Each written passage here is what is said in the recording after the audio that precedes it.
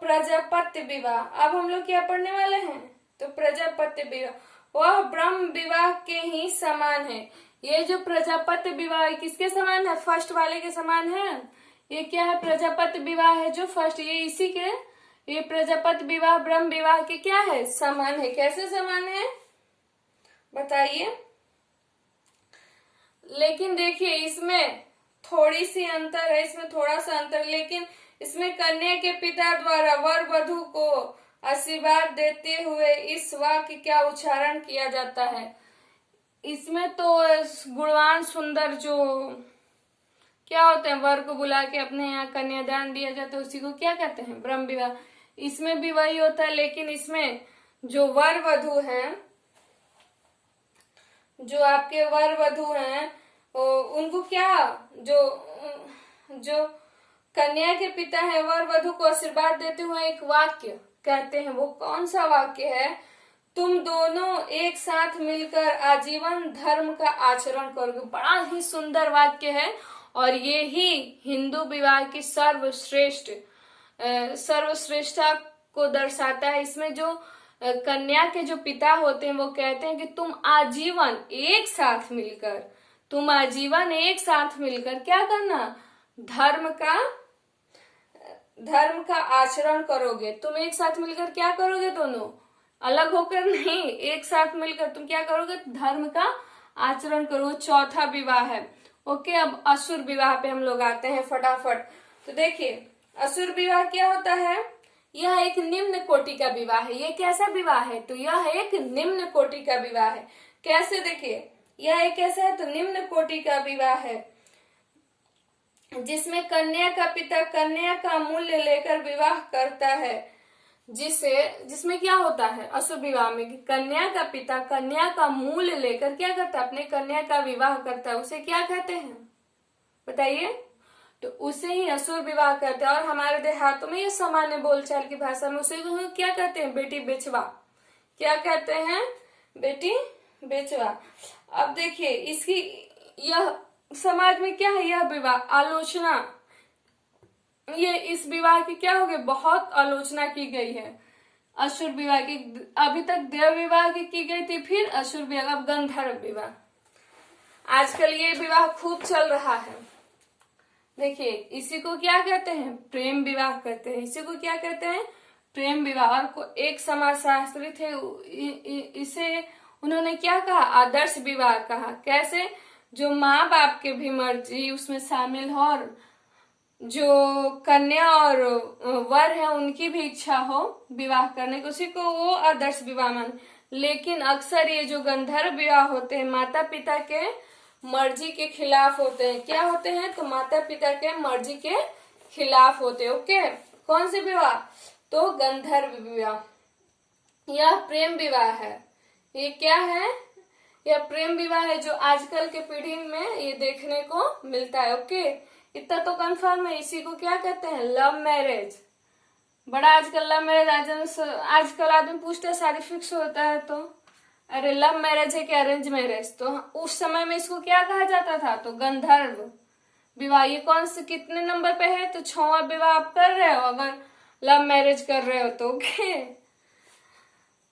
इसी को कहीं कहीं आदर्श विवाह कहा जाता है। क्यों, क्योंकि इसमें वर वधु और माँ बाप की जिसमें संतुष्टि हो और अपने से वो कन्यादान कर सके, उसी को क्या कहेंगे, गंधर्व विवाह कहेंगे।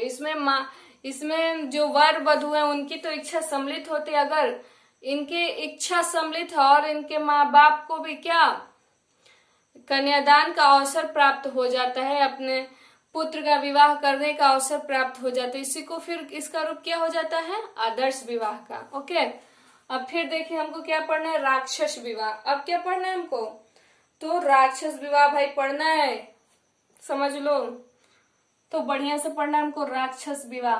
ओके, तो देखते हैं राक्षस विवाह अब क्या होता है भाई।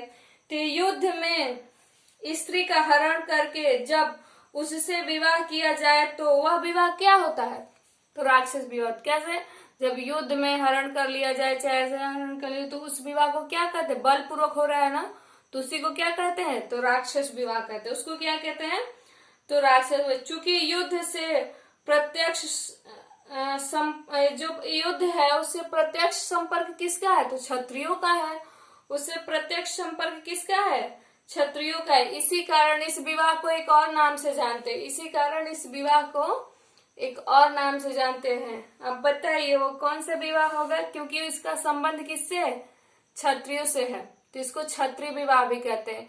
इसको क्या कहते हैं बताइए? तो क्षत्रिय विवाह कहते हैं। साथ में अब 50 विवाह, ये हमको यार इस समाज में ऐसे विवाह का क्या बहुत ही आलोचना है और होना भी चाहिए, क्योंकि ये ऐसा ही है। तो देखिए इसमें क्या है, तो देखिए मनु कहते हैं कि सोई हुई उन्मुक्त घबराई, सोई हुई हो, उन्मुक्त घबराई हुई हो या मदिरा पान की हुई अवस्था राह में जाती हुई लड़की के साथ बलपूर्वक कुकृत करने के बाद, क्या कुकृत करने के बाद जब विवाह करते उसके पश्चात, उसी को क्या कहते हैं? तो 50 विवाह कहते हैं। उसी को हम क्या कहते हैं? तो 50 विवाह कहते हैं। विवाह के कितने रूप होते हैं? तो 8, ब्रह्म विवाह, दैव विवाह, शर विवाह, प्रजापति विवाह, असुर विवाह, गंधर्व विवाह, राक्षस विवाह और 50 विवाह।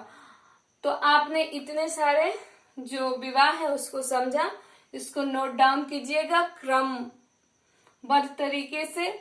और हम लोग कल पढ़ने वाले स्वतंत्रता पूर्व के विवाह एवं परिवार से संबंधित अधिनियम। तो हम अधिनियम पढ़ेंगे जो क्या है, स्वतंत्रता पूर्व के विवाह एवं परिवार से जो संबंधित सारे अधिनियम, उसको कल हम लोग क्या करेंगे, पढ़ेंगे। तो आज के लिए इतना ही, हमें दीजिए इजाजत।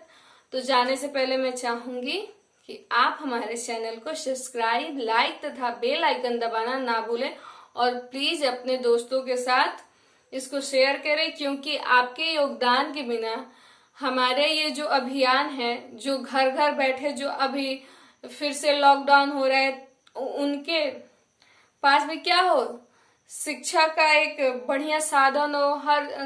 हर सब्जेक्ट पढ़ाया जाता है मैंने देखा, लेकिन समाज शास्त्र थोड़ा कम मैंने देखा है, यूट्यूब पे से कहीं पे थोड़ा कम पढ़ाया जाता है। लेकिन उन बच्चों का क्या जो समाज शास्त्र रिलेटिव है, या समाज शास्त्र अगर जो बीएड करता है उससे भी पूछ लो, ये सारे कुछ थोड़े बहुत तो आते ही हैं। चाहे एजुकेशन में भी इसका पार्ट है। ये क्या है, ये विज्ञानों की महारानी है। इसमें देखिए अभी अधिनियम आ गया तो कानून से भी आ गया, तो सारे लोग इसको पढ़ सकते हैं। क्यों? क्योंकि सभी हम किसी न किसी समाज से तो संबंधित हैं, तो समाज को समझना बहुत जरूरी है। तो आप सबके पास शेयर कीजिए और हमारे फैमिली मेंबर है वो ज्यादा से ज्यादा हो और ज्यादा से ज्यादा लोगों के पास ये हमारा जो अभियान एक छोटा सा ये एक प्रयास है आप सभी के लिए मेरे तरफ से। तो ये मेरा प्रयास सबके पास पहुंच सके, तो इस प्रयास को सबके घर पहुंचाने के लिए आप लोगों को कुछ योगदान देना पड़ेगा, क्योंकि आपके योगदान के बिना तो ये हो नहीं सकता। तो आप please her group, WhatsApp, Insta या फेसबुक पे इसको आप क्या करो, शेयर करो, और हमारा ज्यादा बड़ा परिवार हो जाएगा तो और अच्छा रहेगा। सारे लोग अपना एक अलग अलग क्वेश्चन करेंगे। 10 आदमी 10 क्वेश्चन कर रहा है, कमेंट कर रहा है, अगर 20 है तो 20 करेंगे। सोचो अगर इतने सारे लोग इतने क्वेश्चन और टॉपिक लेके आएंगे तो कितना हम लोग पढ़ेंगे। ओके, तो इसी के साथ हम इस वीडियो को यहीं रोकेंगे। बाय बाय एवरीवन, जय हिंद।